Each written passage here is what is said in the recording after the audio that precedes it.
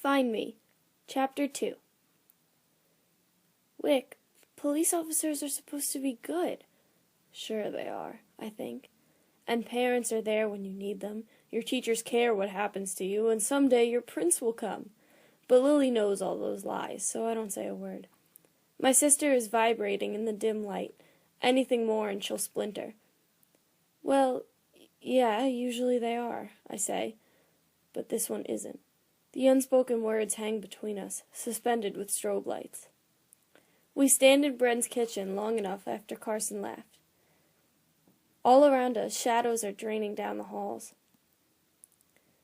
In my panic, I didn't realize how close we were to dawn. Why was he really here, Wick? I already told you. I rub my eyes until colors erupt in starbursts. He wants Dad. But Dad's not here. Yeah, exactly. So where does that leave you? It leaves me with the hacking. He must know about my extracurricular activities. My chest shrinks around the thought. I don't answer Lily. I could. I even have the ready-made excuse for just such an occasion. Actually, I have several. Consider these my top 3 desert island, can't live without him picks. Carson's here because our dad ran and Carson thinks we're helping him stay on the run. 2.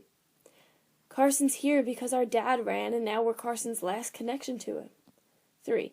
Carson's here because he's looking for any loose ends he can further unravel. They're all tidy little excuses, but I can't seem to say any of them because there's a tiny, nagging sensation eating up my insides.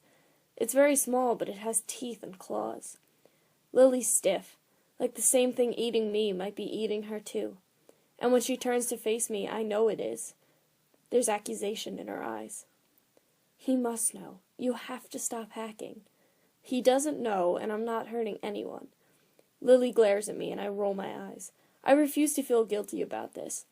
The spiky knot blooming in my throat is not regret. The tightening in my gut is not worry. It's anger. I'm not hurting anyone who doesn't deserve to be hurt, I amend. And I'm pretty sure that's true. No, I am sure that's true. I run online investigations. I specialize in cheating husbands. Yes, it's hacking, but it's not hacking to crash servers or set loose viruses. And yeah, sure, I do it for a price. I charge for invading some guy's privacy, and for looking through his bank records or email files, but Lily and I need the money. And these women, my customers, need answers. I make sure they really know who they love. I make sure no one ends up like my mom did. Every single one of my customers begs for help and thanks me when I finish.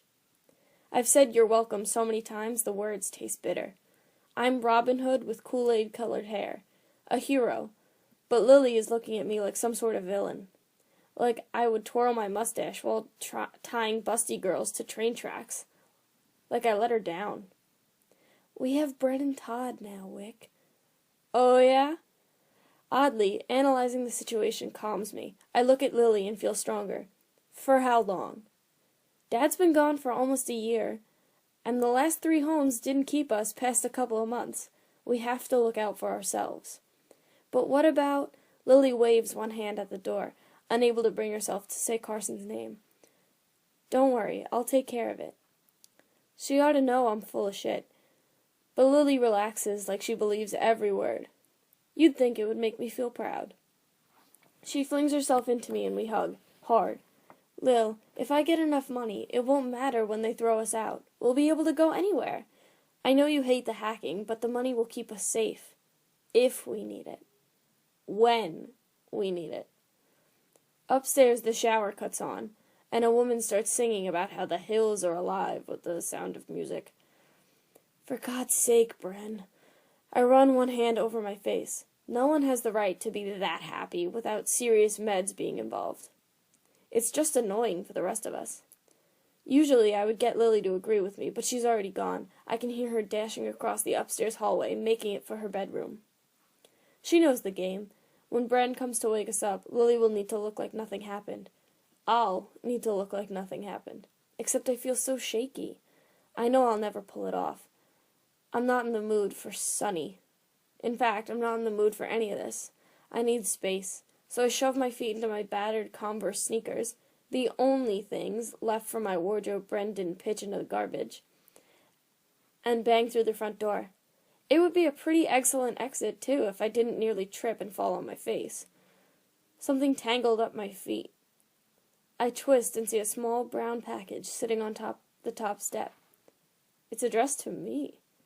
It wasn't here last night. But Carson was. The idea pops sweat between my shoulder blades. I start to walk away, but that won't work. Bren will only find it, and then there will be questions, and I'll have to come up with answers, and I don't have the energy. The package is the size of a paperback novel. I could fit it in my messenger bag and throw it away later. Because I definitely shouldn't open it. Because he definitely has to be playing some sort of game with me. But if I don't, I'll look scared. Worse, I'll know I was scared. Scared enough to go back inside? I look at the house, think about explaining it to Lily, think about explaining it to Bren. Yeah, never mind. I hook 2 fingers into the wrapping's edges and rips. The result is a pretty big letdown. Carson's left me a water-stained book. Well, okay then. I rub my thumb along the frayed binding. Irritation pinching all my insides like mosquitoes are eating me alive. Is Carson trying to make friends? Not likely. So what's his angle? I can't figure it out, and instead of feeling relieved, I feel foolish. And worried. And even though I know I'm alone, I cut a quick glance up and down the street. Nothing. No one. I'm safe, but I still want to run. There has to be something I'm missing here. There has to be a point I'm not understanding. I pick at a pear-shaped stain on the book's corner. Maybe there's a message. I open the cover, and amusement temporarily overrides my confusion. This isn't a book, it's a diary. Well, whatever. I didn't think people did this sort of thing anymore. I've never been attracted to the idea myself. I mean, why would you want to publish all your secrets? Why would you want to write everything down that scares you? It's like making a map of your weaknesses. It's not smart. But all that aside, why would someone send it to me? Then I flip to the next page and my stomach rocks to one side and settles upside down. I know who owns the diary. The script is a little smoother, but I recognize the fat, curly letters, even before I see the name written at the bottom. She used to write it on all my folders. It made my stuff look like it belonged to her. I never minded. I thought it made me look like hers, like I belonged to her. But I haven't spoken to Tessa Wayne since 6th grade, and I seriously doubt she's trying to reconnect now. This doesn't make any sense. And I don't know why I turn another page, but I do, and there it is. A single yellow post-it note, pasted across some random Wednesday morning's entry. It says, "Find me."